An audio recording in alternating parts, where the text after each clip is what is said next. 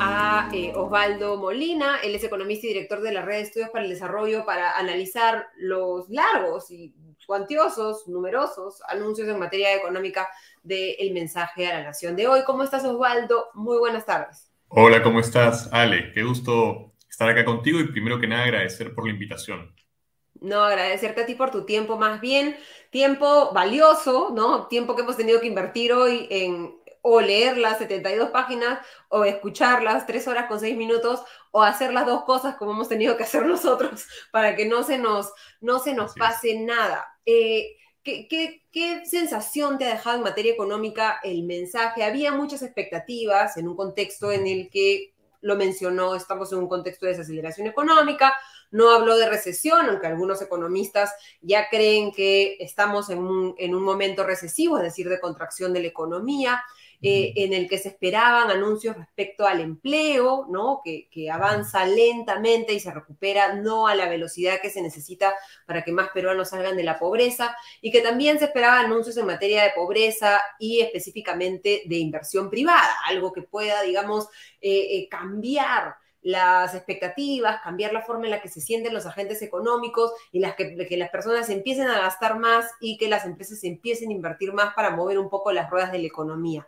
¿Se sintió ese objetivo? ¿Crees que se ha cumplido? ¿Cómo lo ves un poco? ¿Cómo ves el Sí, mensaje en ese aspecto? ahí permíteme extenderme un poco, ¿ya? Por favor. Ah, Primero para las personas que están acá amablemente escuchándonos, el Perú evidentemente tiene muchos problemas muy graves y de larga data, pero la coyuntura económica actual es muy compleja, ¿ya? Y voy a tirar unos números para que la gente entienda cuál es la coyuntura actual, frente a la que tendría que, ¿no es cierto?, dar respuesta el mensaje de la presidenta. Lo primero, tenemos una caída del PBI, ¿no? El primer trimestre, menos 0,4%. Mensualmente no está mejorando esto, las proyecciones siguen cayendo. El Banco Central, cuando tenía proyecciones en marzo, era 2,6, en junio es 2,2, pero ya todos están asumiendo que va a ser menor a 2% en realidad el PBI. La inversión privada en el primer trimestre ha caído 12%. ¿Ya? Eso, y en la minera, por ejemplo, se espera que este año termine en menos 18%, solo para que se hagan una idea. Y la proyección de la privada, de la inversión privada en el año es menos 2,5%.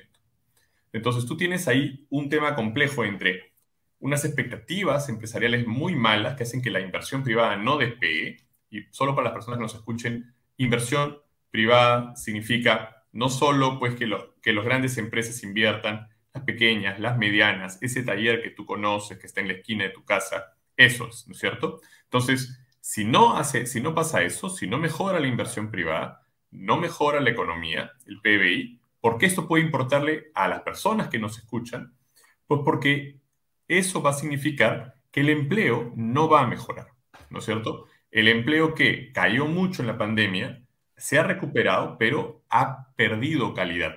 Es decir, nos hemos vuelto más informales, el empleo de calidad es menos y la pobreza ha aumentado, ¿no es cierto?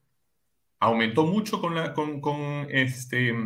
pandemia, cayó un poquito, pero está creciendo. Y con tasas de crecimiento menores a 2% e inversión privada tan baja, la pobreza va a seguir cayendo. Entonces, la Subiendo. coyuntura frente a la que tiene que hacer, la que tiene que dar respuesta a este discurso es precisamente esta, ¿no? ¿Cómo hacer para promover la inversión privada? ¿Cómo hacer para generar más empleo? ¿Cómo hacer para reducir, ¿no es cierto?, la pobreza? Eso es la clave de lo que debemos escuchar. Y aquí un punto que es importante ya. Cuando uno escucha un discurso tan largo, 3 horas, 6 minutos, es un discurso muy largo. Entonces termina siendo como una lista de cosas, ¿no es cierto? Una lista, solo para que los que no lo saben, más o menos esto se construye porque le piden a cada ministerio que nos digan, ¿no?, sus logros y vas pegando, ¿no? Entonces cuando terminas haciendo una larga lista de cosas que vas a hacer o no, lo que en el fondo pierdes, la posibilidad que pierdes es de dejar claro tus intenciones, tu estrategia, ¿no es cierto? Entonces, yo lo primero que digo es, hay algo ahí, solo hablando de lo económico, yo no voy a hablar de nada más, pero muy en lo económico, hay algo ahí que se ha perdido, ¿no? Una posibilidad de explicar en qué yo creo, ¿no es cierto?, como gobierno, ¿Y qué voy a hacer para poder salir de esta coyuntura compleja que les decía, ¿no? Entonces, se vuelve más complejo poder entender eso, ¿no? Termina siendo esto, para poder entender esto, más la búsqueda de qué cosa repitió más veces, qué palabras se repitieron más, de qué temas habló más, ¿no? Entonces ahí, por ejemplo, la palabra que más se repitió, y eso sí es una cosa llamativa, fue la palabra inversión. De acuerdo con RPP Data, 63 veces se repitió la palabra inversión en el discurso. En algunos casos, incluso para mencionar cómo la situación en la que estábamos hoy se debía a que el gobierno anterior, ¿no es cierto?, había sido negativo hacia la inversión. Ojo con un detalle, creo que lo mencionaban las personas que estuvieron en el panel anterior, este es el mismo gobierno, ¿no? En el fondo, ¿no? Ella formó parte del gobierno, pero bueno, hay un esfuerzo claro por marcar un antes y un después. Entonces, 63 veces hablando de inversión, que estuvo bien, pero que yo hubiese preferido, ¿me entiendes? Una cosa un poco más estructurada que vaya directo al problema y que lo enfrente. Eso es un poco mi principal crítica. Lo que sí te deja es cuando uno empieza a revisar todas las cosas que dice en esta larga lista, estamos frente a un manejo un poco más tradicional, responsable de la economía, ¿no? Llegó a ser, por ejemplo, Ale, una mención, por ejemplo, al tema de la responsabilidad del manejo económico y del déficit fiscal. Mencionó en algún momento del discurso que el déficit fiscal no iba a ser más de 2,4% este año, etcétera, etcétera. Entonces, la sensación que te queda, pero nuevamente, no porque te lo dice directamente, que es un poco lo que yo lamento, sino porque uno tiene que hacer la búsqueda, ¿no? Armar el Ok, rompecabezas. exacto, tú tienes que armar un poco el rompecabezas, ¿no? 3 horas y 6 minutos después. Es básicamente que hay un entendimiento del problema, porque lo mencionó directamente, eso sí lo dijo, ¿no es cierto? Incluso mencionó más los costos de las protestas y los costos de los problemas climáticos, y mencionó algunos montos que estaban detrás para poder resolverlos. Y la idea detrás de, ok, vamos a trabajar para promover la inversión privada, dio algunas señales de eso cuando hablaba, por ejemplo, de asociaciones público-privadas, ¿no es cierto? Pro inversión, alguno, muy poquito mencionó minería, pero por ejemplo habló de proyectos de mineros de exploración, ¿no? Entonces, hay algo de eso, ¿no? En lo que mencionó. Y luego las otras líneas que uno puede sacar es, ok, el esfuerzo o el intento de esfuerzo de invertir en infraestructura, hay mucho de eso en su discurso, ¿no? También uno lee entre líneas una, ser consciente de las limitaciones y de los errores, los problemas de los gobiernos subnacionales, de la descentralización, y por eso también hay unas palabras al respecto, pero también entre líneas, ¿no? Porque no, ¿te acuerdas? Mencionó mucho lo de la NIN, mencionó algunas cositas más por esa línea. Hay ahí algo, ¿no? Mencionó este compunche regional con Gerente. los gerentes. O sea, hay algunas líneas ahí. Y luego no mucho más, en realidad, ¿no? Hay varios mensajitos un poco más dispersos, pero por ahí va. Entonces uno se, ok, esto es lo que pretende hacer o por la línea por la que va, ¿no? Eso es un poco mi primera impresión. Entonces, claro, en términos económicos un poco más positivo que un discurso más negativo contra la inversión o cosas de ese tipo, pero nuevamente una sensación de hubiese sido mejor agarrar con un mensaje mucho más corto el toro por las astas de manera más directa, ¿no? Sí, ahí te quería transmitir la pregunta que nos hace Dietmar Quispe. Dice, ninguna mención a cómo recuperar la confianza del empresariado. El problema de la incertidumbre política y malestar social sigue latente. Pido disculpas a medias, pero no asume responsabilidades. Y nos dice también algo que mencionaron en redes hoy, que cero mención al sector pesca, un sector Sí, que se verá impactado por el fenómeno del Niño y que ya se está viendo impactado, ¿no? Recordemos que en el Perú hay 2 temporadas de pesca de anchoveta, y una de ellas se ha postergado indefinidamente y no sabemos si se va a dar. El sector pesca está cayendo fuertemente, el sector agro también está en terreno negativo y no ha habido muchos mensajes no, sectoriales respecto al diagnóstico de cuáles son los problemas de nuestros principales sectores y cómo se van a resolver. Al menos en el caso de Pedro Castillo siempre se buscaba decir que iban a reducir los trámites en la minería, ¿no? Porque recordemos que en su gobierno, pese a que las acciones decían lo contrario, en sus discursos era muy pro inversión, ¿no? sí. Y creo que este Hay, discurso ha sido incluso menos, más tímido con esos anuncios pro inversión que lo que era Castillo. sí, da la sensación que no quieren, o sea, a pesar que mencionó 63 veces la palabra inversión, una cosa directa de necesitamos promover la inversión, parece que no era tan bueno y creyó que eso no era conveniente para el electorado, ¿no? Da la sensación. Ahora, le agradezco el comentario a Dietmar porque es cierto que existe enormes omisiones, ¿no? En el discurso. Entonces, si quieren, podemos entrar, dado el comentario de Dietmar, a las omisiones, ¿no? La primera omisión importante es el tema de hambre o seguridad alimentaria, ¿no? O inseguridad alimentaria, en realidad. ¿No? Que es Un un tema... problema concreto, real, medible, urgente y que ya lleva más meses que lo que lleva de inaugurarte en el gobierno. Exacto, ¿no? Hay un tema ahí que no se menciona, hay un tema, se habló de pobreza, pero y llegó a hablar en algún momento sobre algunos montos de un bono que se iba a entregar a los usuarios de programas sociales y algunas cosas, pero no hubo nada muy concreto sobre cómo luchar contra la pobreza urbana, por ejemplo, Una ¿no? estrategia, digamos, Una ¿no? estrategia más clara, ¿no? De un problema que es creciente y como dijo Dittmer, no habló nada de un sector como pesca, ¿no? Un sector que está muy golpeado y que históricamente es el más golpeado cuando hay fenómeno del niño, ¿no? Entonces ahí hay claras omisiones en el discurso, ¿no? Y se habló, otra expectativa, como tú bien mencionabas, era el tema del empleo, que es otro de los graves problemas. Hay un crecimiento del empleo frente a los niveles prepandemia, pero si vemos la calidad del mismo, todavía estamos al debe, no hemos recuperado los niveles antes del golpe de COVID-19. Y lo que se ha anunciado en materia de empleo es que se va a retomar el Consejo Nacional de Trabajo y Promoción del Empleo, que es este espacio en el que, recordemos, están los trabajadores, los empleadores y el Estado, y supuestamente tienen que llegar a acuerdos cuando se van a modificar políticas laborales o principalmente cuando se va a definir el sueldo mínimo. Y lo que ella ha dicho es que, abro comillas, fruto de este diálogo entre los gremios sindicales y empresariales, pronto podamos, repito, empiezo al comienzo, abro comillas, mi gobierno espera que, fruto de ese diálogo entre los gremios sindicales y empresariales, pronto podamos anunciar al país el incremento del sueldo mínimo vital que mejore las condiciones de vida de nuestros trabajadores y trabajadoras. Cierro comillas. ¿Cómo ves un poco este anuncio, Fal? Sí, mira, a ver, ahí es una cosa interesante. Mencionó lo siguiente, y acá puedo confundirme, pero decía, se ha recuperado el diálogo, o algo Sí, así dijo, retomen ¿no? el diálogo, sí. El retorno del diálogo entre los gremios empresariales y los sindicatos, es una cosa positiva, evidentemente. Uh -huh. Pero luego dice, ¿no? Como consecuencia de ello, esperamos, ¿no? No lo voy a hacer yo, pero esperamos que ellos lo hagan, se haga un anuncio sobre el salario mínimo vital, ¿no? La remuneración mínima vital.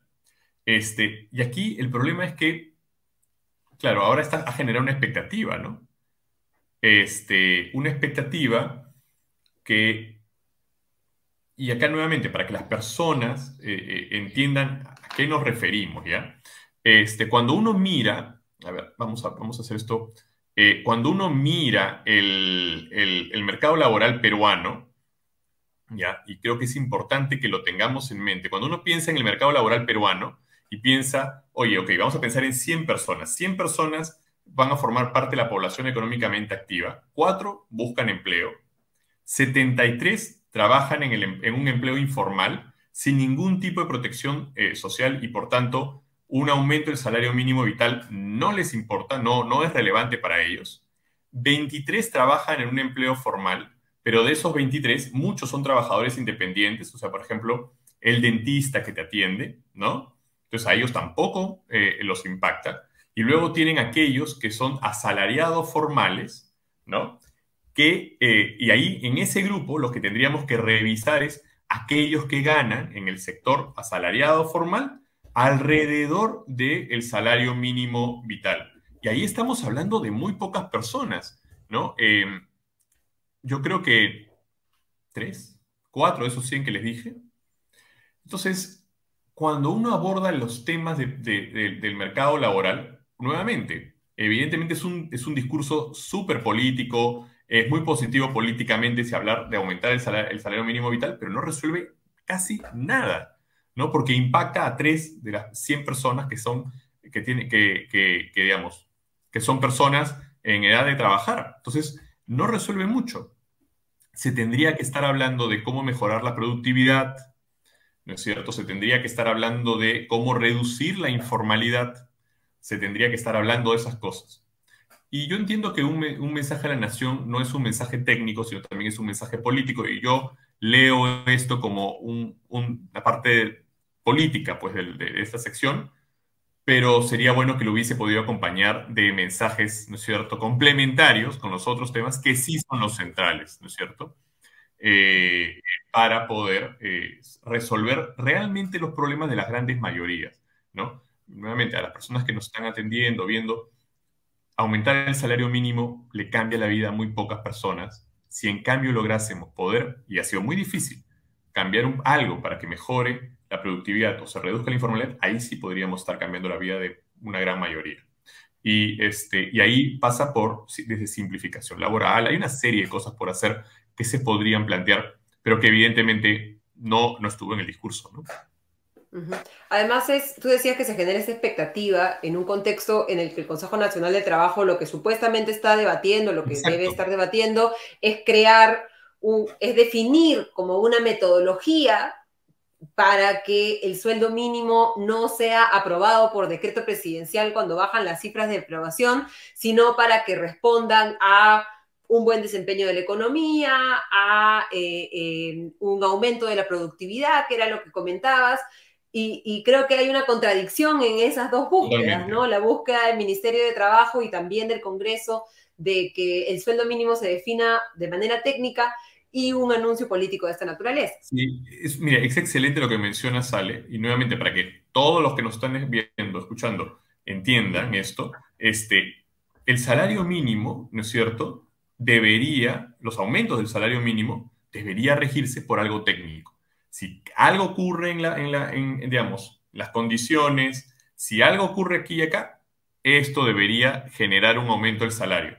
Y que casi, ¿no es cierto?, esté, pues, alejado de los políticos, que cuando ocurre A, B y C, ¡puc!, aumenta el salario mínimo y que los políticos salgan de esa película. ¿Por qué? Porque lo usan, ¿no es cierto?, para sus intereses políticos. Entonces, eso sería lo ideal, eso es a donde deberíamos dirigirnos como país. Ese mensaje sí no va en esa línea, pues evidentemente, ¿no? Lamentablemente, ¿no? Tampoco se ha hablado mucho de las micro y pequeñas empresas. Se ha mencionado y se menciona en dos ocasiones distintas, mostrando Sí, esto que comentabas, que es que le preguntan a cada sector sí. y seguro el Ministerio de Economía y Finanzas le ha mandado un párrafo y el Ministerio de Producción, del cual dependen las MIPES, le ha mandado otro párrafo. Entonces ha mencionado dos veces que se están dando 3.000 millones de soles en garantías para alcanzar a un total de 210.000 micro y pequeñas empresas con créditos por tasas muy por debajo de los créditos comerciales. Se ha El anunciado que impulso las Mi Perú. compras del impulso a mi Perú, Así que es. las compras de vestir y el calzado de la policía se van a destinar a las micro y pequeñas empresas y no se ha anunciado mucho más en esta materia que es uno de los principales motores, no solo de la economía peruana, sino también del empleo en el país. Así es. Mencionó también una cosa cortita, la posibilidad de un nuevo programa de Reactiva Perú. Algo Uh también -huh, mencionó, pero nuevamente, como tú mencionas, son cosas cortitas, ¿no es cierto? uh Y -huh. yo también pienso, como tú, que eso es una cosa, una falencia, ¿no? Porque, nuevamente, si uno piensa en una empresa, si nuevamente estamos pensando en promover la inversión, etcétera, evidentemente lo más fácil es promover la gran inversión, pero bueno, pero también, ¿no es cierto? Y el empleo, también está detrás las pequeñas y medianas empresas. Constituyen el 90 y tantos por ciento de las empresas en el Perú y tienen el 87%, me parece, del empleo en el país. Entonces, si tú quieres poder afectar al sector privado, a las empresas y al empleo, es evidentemente importante hacer algo. Es evidente que es importante hacer algo con las pequeñas empresas, poco lo que se menciona. Y nuevamente, volvemos a lo del inicio, ¿no? La sensación de que no haya un discurso como un discurso. Quiero decirte esto, te quiero contar esto, esta es mi estrategia. Si no es la suma de cosas, creo que termina siendo terrible, porque nuevamente lo que vamos a tener que hacer en un tiempo es ver cuántas de estas realmente se lograron.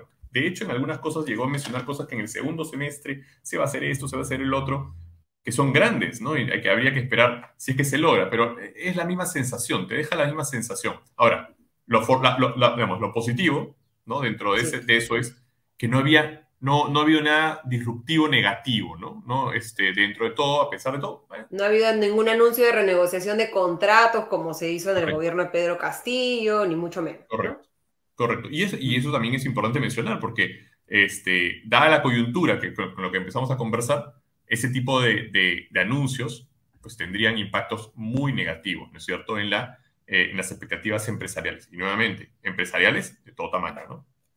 Ujú. Ha hablado también de que se va a mandar al Congreso la propuesta de reforma del sistema de pensiones que ha elaborado bueno, no lo dijo ella, ¿no?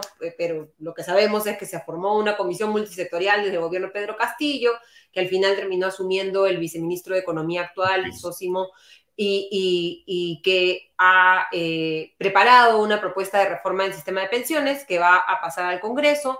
También ha señalado que el MES va a publicar las normas que señala permitan fortalecer el marco normativo que regula los proyectos de asociaciones público-privadas y obras por impuestos, que son la forma en la que desde las inversiones privadas, de las empresas privadas, se puede, entre comillas, ayudar, acompañar, invertir en infraestructura y en otras obras que se necesitan desde el lado del Estado peruano.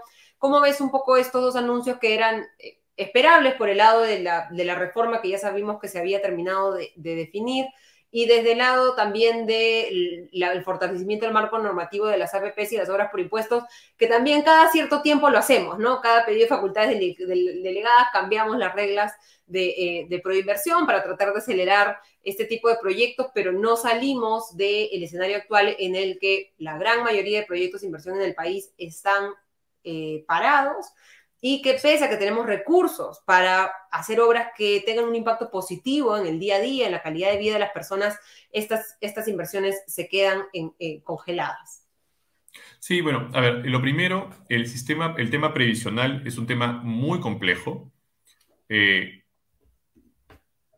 Quizás uno tiene la idea de que es un problema peruano o Uh -huh. exclusivo de nuestro país, y eso no es cierto, ¿no? En cualquier lugar del mundo es un problema complejo.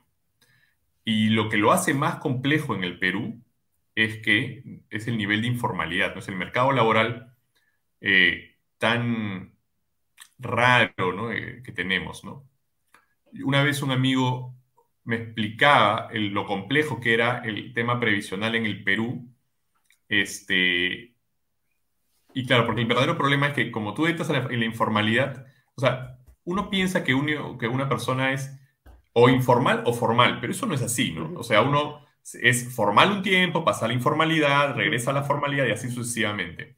Y entonces este amigo me decía, claro, el problema del sistema previsional en el Perú es que tú empiezas, vamos a decir, de manera formal, cotizas, ¿no? Empiezas a abonar, y luego pasas a la informalidad y ya nunca más vuelves a cotizar, ¿no? Y así sucesivamente. Y él me decía, ¿no? Como intentando explicar por qué eso era complejo, es como que tú compres una membresía al inicio, no te hagas socio de un gimnasio, pero solo vas a entrenar unos días y luego dejas de hacerlo y esperas tener un cuerpo musculoso, Resultados. resultados. Y entonces, eso es lo que termina pasando, ¿no? Es un tema complejo, y encontrarle solución es difícil. Lo que sí queda claro es que es mejor que la propuesta salga del Ministerio de Economía y de este tipo de organismos que del Congreso, ¿no? Por donde en muchos casos termina jugando en otros intereses, ¿no? Uh -huh. Y en el otro es interesante el tema, cuando uno conversa con empresas, las empresas te dicen, quiero hacer obras por impuestos y quiero ayudar. Porque lo que está detrás es, en el fondo, es la incapacidad del Estado. Hay que ser honestos en esto, ¿no? De poder, o sea, tenemos recursos, pero no podemos cerrar las brechas. No podemos llevarle el agua potable, la luz a todos los peruanos como quisiéramos, por más que tenemos el dinero. Y es un tema de incapacidad de gestión. Esa es la verdad. Entonces, obras por impuestos suena como una buena solución, o asociaciones público-privadas suena como una buena solución, ¿no? Vamos a llevar todo esto que es la capacidad, digamos, gerencial, ¿no? Si lo que falta es capacidad gerencial, vamos a llevar la capacidad gerencial privada para que resuelva estos problemas. Pero cuando uno conversa con empresas, lo cierto es que es absolutamente engorroso, es muy complejo poder realizar las obras por impuestos, etcétera, y las empresas terminan decidiendo no hacerlas. O sea, al final prefieren pagar los impuestos y no hacer lo otro, por más que eso quizás termine teniendo un impacto directo mucho más positivo sobre la población. Entonces, claro, ella ha hecho algunos anuncios de que va a hacer mejoras, etcétera. Todo lo que vaya en la línea de simplificar, ayudar a que se pueda, ¿no es cierto?, abrir ese dique y que pueda esos recursos transformarse en bienestar para la población, bienvenido, ¿no? Y ojalá que esté en esa línea sus anuncios. Ella hablaba, por ejemplo, de 1.040 millones en segundo semestre en obras de infraestructura también, habló cosas de ese tipo, pero es interesante, ¿no? Porque todo esto que ella mencionó, todo este tema de obras por impuestos, lo de la ANIN, la Autoridad Nacional de Infraestructura, ¿no? Sí. Que es una cosa interesante eso. Lo que ella mencionaba es para proyectos de infraestructura más complejos, ¿no es cierto?, que superen los 200 millones de soles, esto va a hacerlo la ANIN, que acá me puedo confundir, pero entendía que estaba en el presidencia del Consejo de Ministros. O sea, es como ir un paso atrás a la descentralización, es como admitir que la descentralización no ha funcionado. La descentralización teóricamente o sea, es importante. O sea, ¿quién mejor que los gobiernos locales para entender las necesidades de su comunidad? Sin embargo, son otros problemas los que han terminado generando que no sean capaces de resolver esos problemas. Y esto parece ser como la admisión de que por ahí no se puede avanzar y frente a la urgencia que se tiene hoy, tenemos que acelerarlo. Es una pena que sea la manera como se resuelve y no que se resuelva como se debería, pero es mejor a seguir entrampados como estamos, ¿no? Tú sabes muy bien, Ale, la cantidad de obras que están inconclusas, ¿no es cierto? Sea por corrupción de gobiernos subnacionales o sea por incapacidad. Y lo difícil que es lograr mejorar los niveles de inversión, ¿no? Los porcentajes de inversión en los gobiernos subnacionales, ¿no? Entonces, sí hubo, y esa es una sensación que sí me dejó el discurso, cuando uno revisa, porque habló de varias, o sea, nuevamente, de manera desperdigada, entonces uno tiene que ir cogiendo, ¿no? Pero la sensación que me dejó es, ok, yo tengo este problema, la inversión en infraestructura va a ser uno de los caminos como lo voy a resolver, ¿no es cierto? Va a haber dinero para eso, voy a promover obras por impuestos, voy a promover asociaciones público-privadas, o al menos esa es la declaración, y va a haber obras que las vamos a hacer de otra manera, estas a través de la NIM. Por ahí va un poco, ¿no? Un poco lo que, Sí. digamos, los intereses, ¿no? O las ideas detrás. Y también está en línea con esto que yo te decía, de esos 300 gerentes para que gestionen mejor los servicios públicos de los gobiernos subnacionales, ¿no? En esto de compunche regional o algo así lo mencionó. Sí, con muchos gerentes creo que le han puesto que es Así es. de acompañar, digamos, las inversiones desde el gobierno central, compartir conocimientos, capacidades, que es algo que también ya se viene haciendo y que viene haciendo el Ministerio de Economía y Finanzas, porque si no lo hace, cae rápidamente la inversión pública que está mayoritariamente en manos de los gobiernos regionales y locales. Así es, sí, sí. Pero hay esa sensación, ¿no? De que por ahí va un poco también las esperanzas, las expectativas, el esfuerzo del gobierno. El motor va a ser inversión pública. O sea, hay un esfuerzo de por ahí hacer la inversión, ¿no? Pública con infraestructura, ¿no? No se habla mucho de minería, por ejemplo, tampoco, ¿te diste cuenta, no? No, Ni de casi no se le ha minería, mencionado. muy poquito de agricultura, ¿no? Mencionó la parte de la petroquímica y por tanto los fertilizantes, mencionó también algunos fonditos, cosas para la agricultura, pero tampoco habló de agricultura, no habló mucho de minería. Fertiabono, ¿no? Pero... Sí, en minería lo único que habló fueron de estos 27 proyectos de exploración minera por 316 millones, pero para quien no lo sabe, ¿no es cierto? Lo había mencionado antes, ¿no? Casi 19% ha caído la inversión, o se espera que caiga la inversión pública, perdón, la inversión minera este año, ¿no? La inversión minera necesita pues un impulso grande y, por ejemplo, no se habló de proyectos mineros grandes, paralizados, por ejemplo, ¿no? Claro, porque 316 millones de dólares en el sector minero es poco, ¿no? Para 27 proyectos además, ¿no? Y además es de exploración. O sea, es el inicio del inicio. O sea, es el primer el primer paso para la inversión minera, ¿no? De eso faltan muchos años para que eso se transforme en inversión grande, seria, ¿no? En Claro. producción. Para cerrar, Osvaldo, las tres cosas que te hubiera gustado escuchar y que esperas que se incorporen en al menos los discursos del Ministerio de Economía y Finanzas, en espacios de repente más técnicos, no tan políticos como el mensaje a la nación, pero que Mm. son de urgente necesidad e impostergable en materia económica del país. Sí, a ver, una de las cosas que me hubiese gustado más escuchar es el tema de la lucha contra el hambre, una estrategia más clara de lucha contra la pobreza. Eh, Ujú.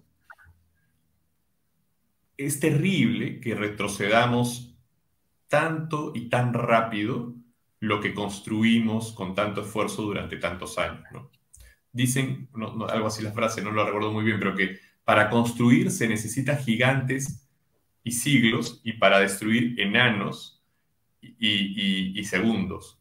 Entonces, me da mucha pena que todo lo que se avanzó en términos de lucha contra la pobreza se pierda tan rápidamente. Entonces, ahí hay cosas por hacer. No sentí que hubiese una estrategia muy clara en esos términos. Eso es una cosa que me hubiese gustado que se mencione. Otra cosa, bueno, hay otros sectores que también son importantes para la economía, ¿no? No se habló nada de la meritocracia en educación, se habló de algunas cosas en educación, pero entonces se habló algo de la carrera pública, ¿no? De retomar la ley de la meritocracia en el sector público, pero no se habló de eso mismo en el sector de educación, que es esencial si pensamos en la productividad de largo plazo para nuestro país y el desarrollo y, digamos, el futuro de los jóvenes. Entonces, es otra cosa que me hubiese gustado más que mencione. Y, y bueno, es más difícil, ¿no? Pero quizás también un gran anuncio, ¿no? De una gran inversión, algo que llegase y que pueda cambiar este entrampamiento, ¿no? En las expectativas que tenemos, ¿no? Ujú. Eh, Algo que cambie el clima, que cambie el mueva el clima, viento. que Ujú. mueva el viento. Algo de Ujú. eso también me hubiese gustado mucho, pero evidentemente de repente es mucho pedir. Y finalmente, solo menciono un cuarto, hubo varias menciones a acciones paliativas contra los temas climatológicos, ¿no? El fenómeno del niño. No me preocupa que incluso nos quedemos cortos, ¿no? Sí. Ahí digamos, y no es solo de este gobierno, ¿no? De muchos años atrás, en donde todo este desorden político, hay la sensación que los temas grandes y que estos problemas como que sencillamente cuando nos toca como que nos golpean, ¿no? Como la Ujú. pandemia, como todo está, ¡pum!, viene es un golpe, ¿no? Y mi temor es que el fenómeno del niño sea algo así. Ahora, nuevamente, dentro de todo, la sensación es que al menos va a haber un manejo serio, ¿no es cierto? Responsable. Dentro de responsable, no hablo del déficit fiscal, hablo, como decía, de inversión, es la sensación, eso al menos es positivo, y el ministro de Economía es una persona seria, el actual ministro, entonces esperamos que eso siga avanzando bien. Eh, Sobre todo porque, pucha, hay muchas personas que se le están pasando mal, ¿no? Y que si Sí. seguimos en este tren hacia abajo, se la van a pasar peor o mucha gente que no lo espera se la va a empezar a pasar mal y es algo que no quisiera que ocurra, ¿no? Evidentemente, todo esto que hacemos cuando uno piensa en economía, no es porque nos gusta ver números, en un chart, ¿no es cierto?, en una pantalla, Ujú. sino porque se termina finalmente traduciendo en bienestar constante, sonante, ¿no?, para personas, ¿no es cierto? Eso. Perfecto. Osvaldo, te agradecemos muchísimo por habernos acompañado en esta transmisión especial. Ha sido Osvaldo Molina, economista y director de la Red de Estudios para el Desarrollo. Hasta la próxima, Osvaldo. Muchas gracias.